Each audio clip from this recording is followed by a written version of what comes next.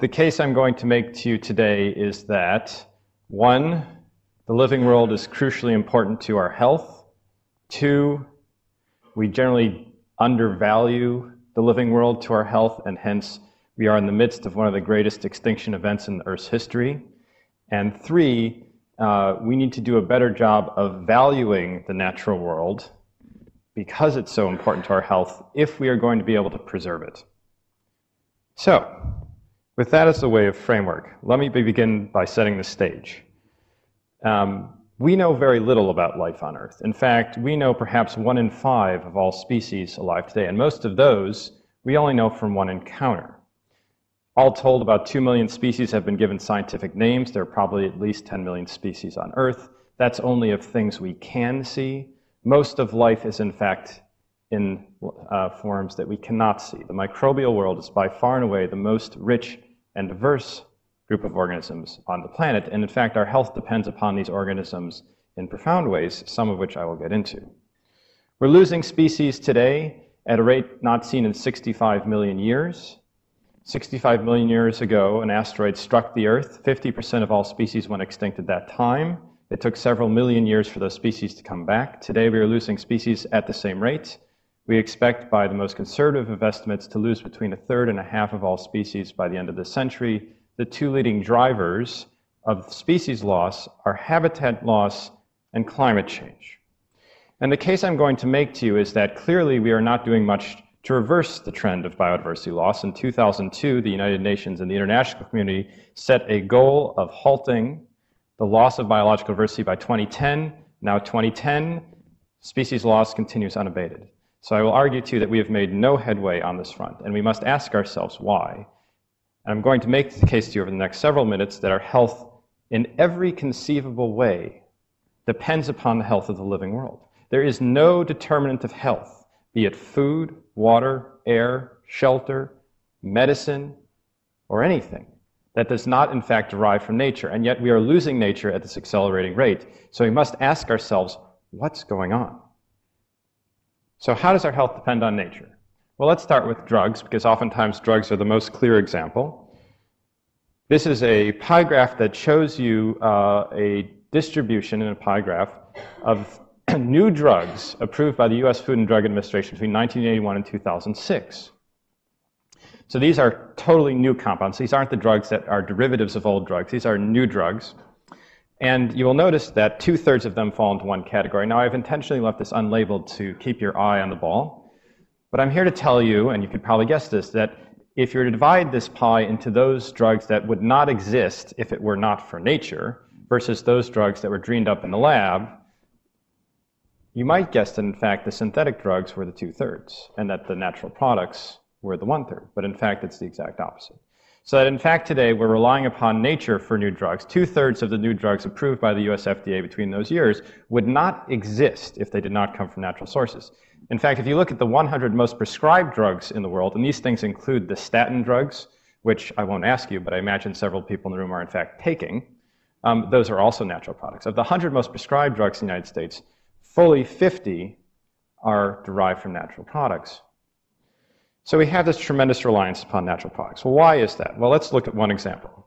So these are the needles of the Pacific yew tree. And the Pacific yew tree gave us an extraordinary drug by the name of Taxol. Taxol is one of the most important drugs we have for the treatment of certain forms of cancer, including advanced ovarian cancer, breast cancer. It's also used in prostate and lung cancer.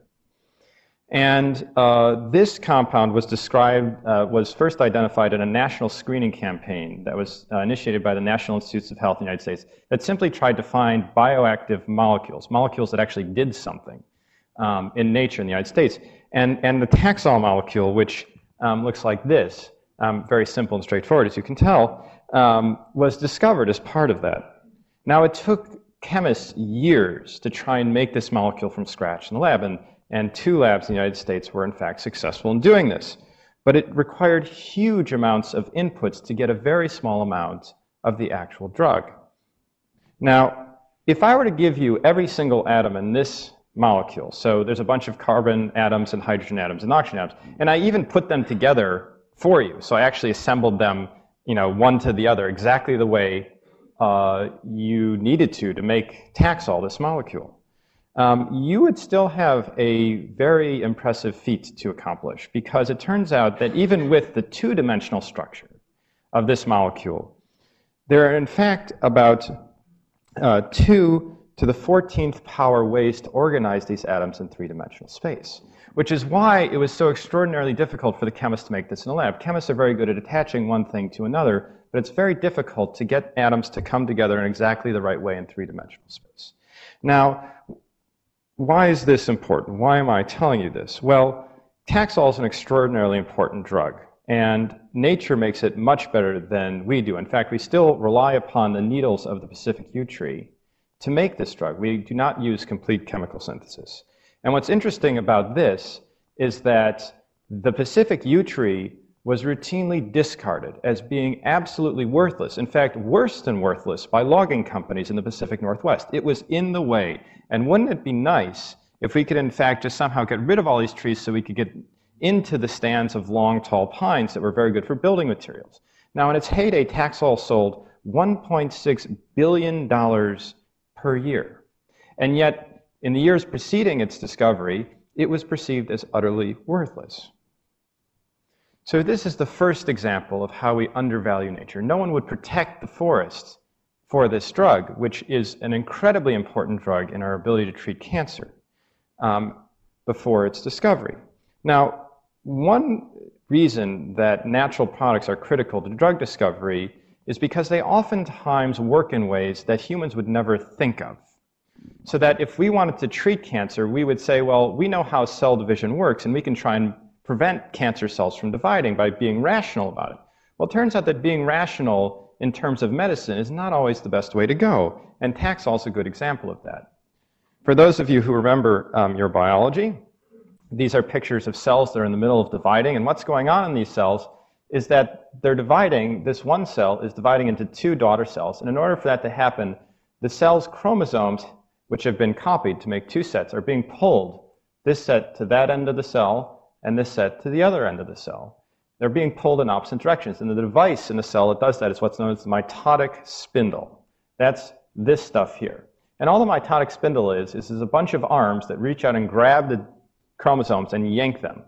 And the way Taxol works is by preventing the disassembly of this device. And that, in fact, turns out to be a remarkably good way of preventing cancer cells from growing. But no one had even thought about killing a cancer cell in this way until Taxol was discovered. So not only is Taxol an incredibly important drug practically, but it works in a way that was essentially unforeseen and in many ways unforeseeable. And nature, because evolution works in random ways, can devise strategies that may work in ways that are unforeseen and unforeseeable. And so it essentially gives us this opportunity to, in this case, treat cancer, or in the case of antibiotics, treat bacteria, or in the case of many other drugs, to deal with illnesses and diseases in ways that humans wouldn't logically think about. But nature, of course, gives us many other things. We do, of course, depend upon it for medicines. But we also, of course, depend upon it for food. Now, you look at this and you say, that's an apple, and you'd be right. But it turns out that to get an apple, it doesn't require just one species.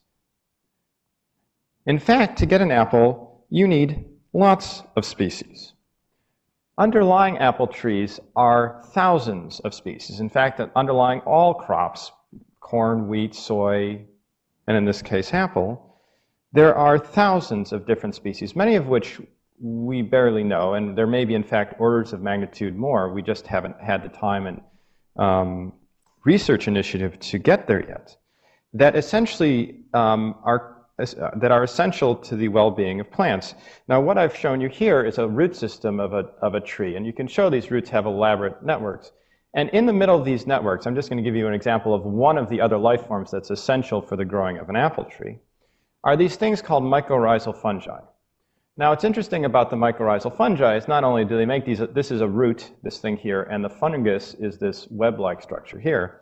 What's fascinating about the mycorrhizal is, one, you've eaten them. They're truffles, mycorrhizal fungal, one of the things they make are fungi.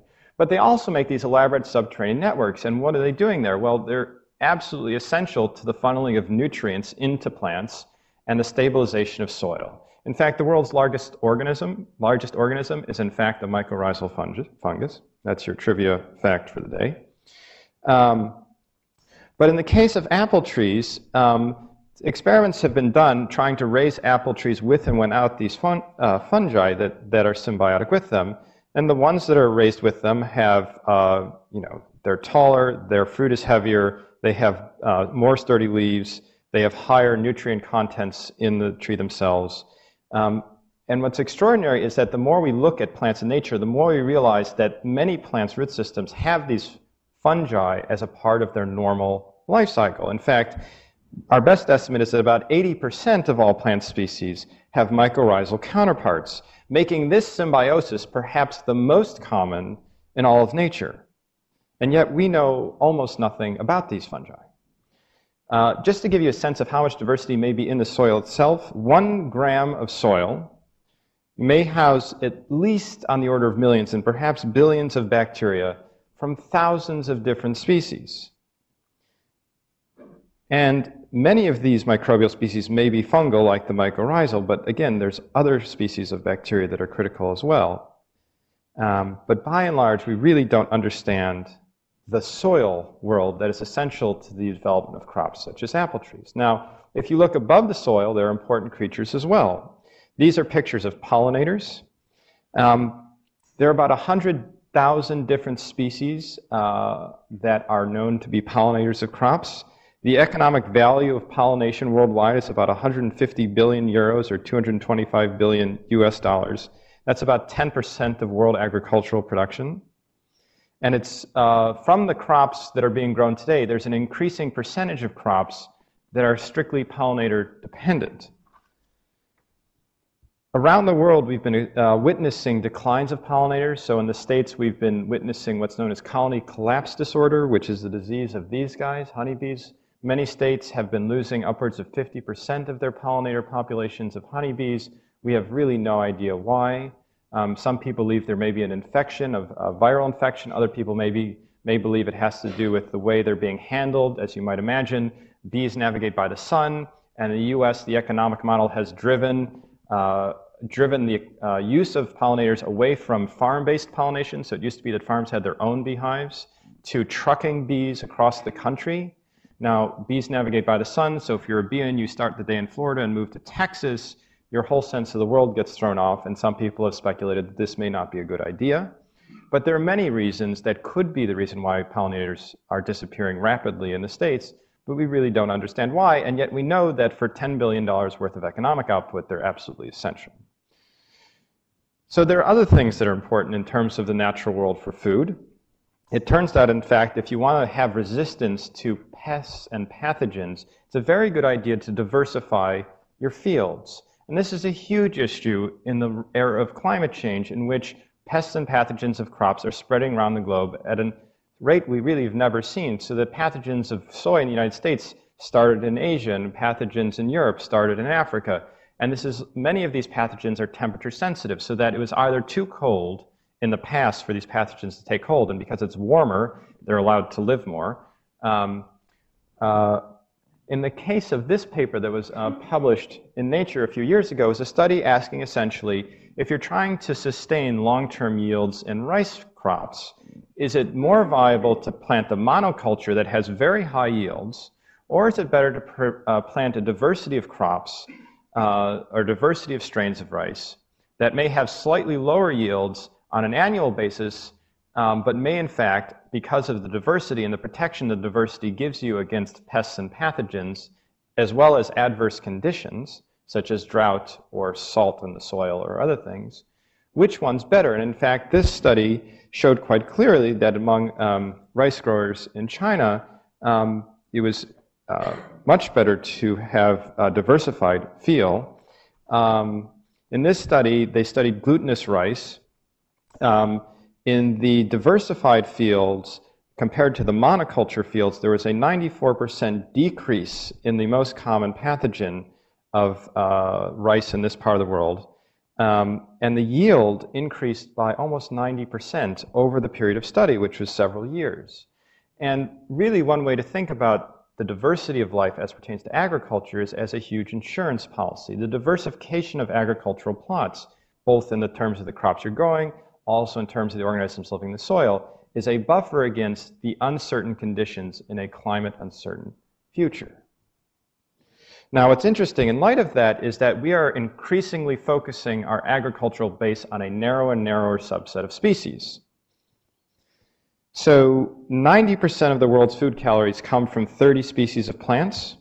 That's what this figure is showing you. But what's remarkable is not only are we relying upon fewer and fewer species, but the number of species available in cultivation is dropping as well. So China grows tenfold fewer varieties of rice today than it did 50 years ago. Mexico has actually lost 80% of its maize diversity. Most corn originates from Central America. In the US, 80% of corn, cabbage, apple, and pea varieties known at the start of the 20th century are now extinct. And along with these varieties, it's not just the loss of tasting a unique apple here we're talking about. When you think about protecting against uncertainties in climate and pests and pathogens, or sea level rise that may cause increased salt content of your water supply, the genetic substrate that is necessary to cultivate crops that may be resistant to a pathogen, or resistant to salt, or resistant to drought, are in these wild-type species. When we do genetic engineering, we rely upon genes derived from nature. We're not making these genes up from scratch. So one of the most common uses of genetic engineering in agriculture is what's known as BT, which stands for Bacillus Thuringiensis. And this is a gene which provides resistance against a pest. And it's derived from a natural source. It's derived from a bacteria.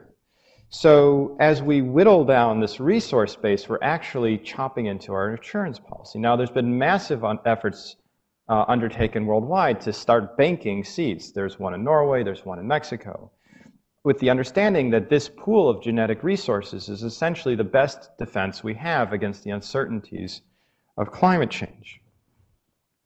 Now, I think it's also important, just as one last thing as regards to food, to understand that we've hit a key inflection point in feeding the planet. What this graph shows you is we've been making progress in decreasing the undernourished population of the planet up until the period 2004 to 2006. And in fact, it looks like 2009, we're going to start really ramping up the trend of having the percentage of people on Earth undernourished. And so knowing that our population is growing, and knowing that we're reducing the substrate of protection against uncertainties of crop yields, I think these two facts taken together make it ever more important to protect this biodiversity, which, as I showed you, we are not doing. We are losing these strains all the time. All right. So here's another way our health depends on nature. So it's important, by the way, when you think about biological diversity, many people think about the big colorful birds or the things you see at the zoo, the panda bears, the kangaroos. At least in the United States, that's what would be at the zoo. But as I've tried to show you, the diversity of life is much greater than individual species. It's not just the species themselves, it's the microbial species in the case of agriculture that underlie them. But it's also the ecosystems that they form, which is the, mixing together of different species that essentially makes the sum total greater than the sum of its individual parts. And this is perhaps in no way more so true than when you look at this, which I'm afraid is not showing up at all. But could you see this? You would see the Mississippi River Delta and what's known as a dead zone. And dead zones, there are about 405 dead zones around the world. This is a map of them. And what dead zones are places usually where rivers flow into salt water that have become absolutely devoid of oxygen content. And so all aquatic life that is oxygen dependent dies. Now, these 405 dead zones cover about 245,000 square kilometers. So they're huge. And they result from mostly the agricultural runoff of nitrogen that flows into rivers and concentrates in rivers and comes into estuaries where you can see all these are coastal areas. And as the nitrogen fuels crop growth, it also fuels plant growth in the water. And of course, there are minuscule plants living on the surface of the ocean. They have these boom and bust cycles from this nitrogen. And as these algae get fertilized essentially by this nitrogen inputs, they suck all of the oxygen with them. And as they sink to the bottom, they take all of the oxygen out of the water. Now, the number of dead zones has doubled every decade from 1960 to the present. And why is that? Well, we're definitely putting more nitrogen onto the soil, but we're also removing the watershed that used to buffer the inputs of nitrogen into these rivers. So the agricultural plots have come ever closer to the rivers. Nitrogen is generally absorbed by forest ecosystems, so if there had been forest buffers near those rivers, they would absorb that nitrogen runoff. But essentially, there are two things going on. We're putting in more nitrogen because we want to increase agricultural productivity, but of course we're putting on excess nitrogen because so much of it is getting into our waterways. But we've also wiped out the ecosystems that might in fact keep that nitrogen from getting into the water in the first place. So really, this represents a mismatch between inputs and outputs. Our inputs into the natural world are too great for the natural world to handle, and the sink, which is essentially the ocean, is not great enough to absorb the waste without adverse effects. Now, the consequences of these dead zones are not just in the loss of fisheries. There's some evidence to suggest that there may also prime for these harmful algal blooms that you may have heard about that can be directly toxic to humans. They're certainly toxic to fish. So there's enormous consequences from this practice of this occurrence of dead zones, both to the well-being of marine fisheries as well as to humans directly. Now, watersheds are an interesting thing because it turns out that about a third of the 100 most populous cities on Earth have bought land with the explicit purpose of protecting their city's water supply. There are many more cities that in fact rely upon watersheds, which essentially are forests and grasslands, to purify their city's water, but have not in fact paid for them. New York City is one city that has in fact protected its watershed, and it was faced many years ago with the decision between paying money to protect its watershed or building a water filtration plant. And after much deliberation, it was determined that it would cost between $1 and $1.5 billion to invest in the watershed that had been providing the city with its water forever, versus $6 to $8 billion to build a water filtration plant, as well as about $300 million a year to operate that plant. And so the decision was made to go ahead and invest in the watershed, because even if they were wrong, you would save $5 billion, and that's kind of a lot of money, at least it used to be. And it turns out that the New Yorkers have benefited enormously because their water quality is in fact better than it would have been had they built a water filtration plant. The costs of maintaining the watershed are far less than the cost of maintaining a water filtration plant. But what's interesting about the story of the protection of the New York City watershed is that although it was a tremendous success up front, they did not plan for population growth. And so now they're building a water filtration plant because they did not protect sufficient habitat to provide for the water of the citizens of Brooklyn.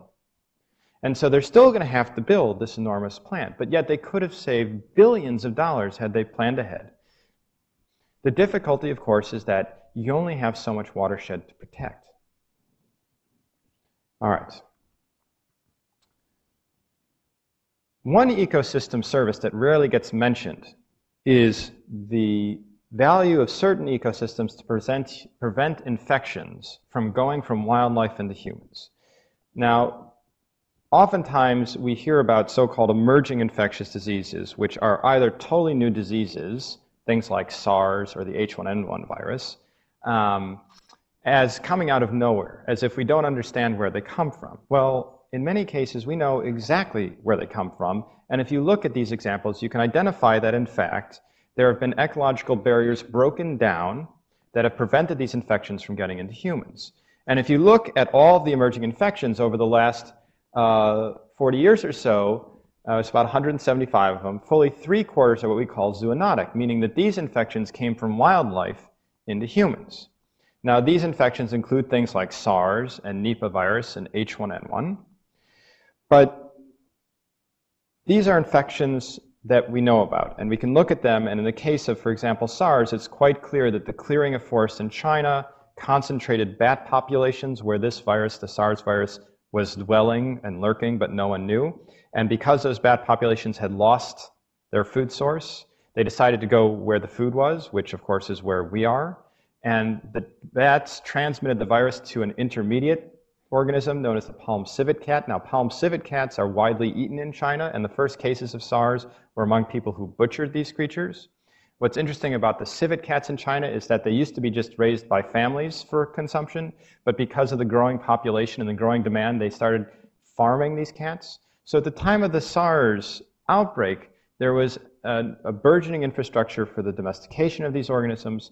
The loss of habitats of bats forced the bats in some ways to go into the human population more often, and humans contracted the disease. You can see that the walls are getting broken down here.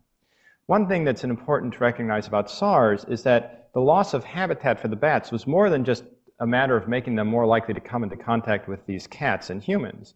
But you might, for example, if you were put in the circumstance of having to control the H1N1 pandemic that we recently experienced, might be asked, if you knew that one person had H1N1, would you choose to put them in a room by themselves? Or would you choose to put them in a room with 100 other people, a small room, maybe half the size of this, with 100 people you knew weren't infected, if you wanted to stem the tide of the pandemic? Now, I'm guessing most people in the room would probably choose the former option, which is that you would quarantine the sick individual. And yet what we're doing with nature is the second, because the bats transmit infections among themselves just like we transmit infections among ourselves. I think it's an underappreciated and undervalued part of development projects is that we need to think about the fact that many emerging infectious diseases are in fact in wildlife, and that when we change the habitats of wildlife, we are in fact changing the risk of infections in ourselves.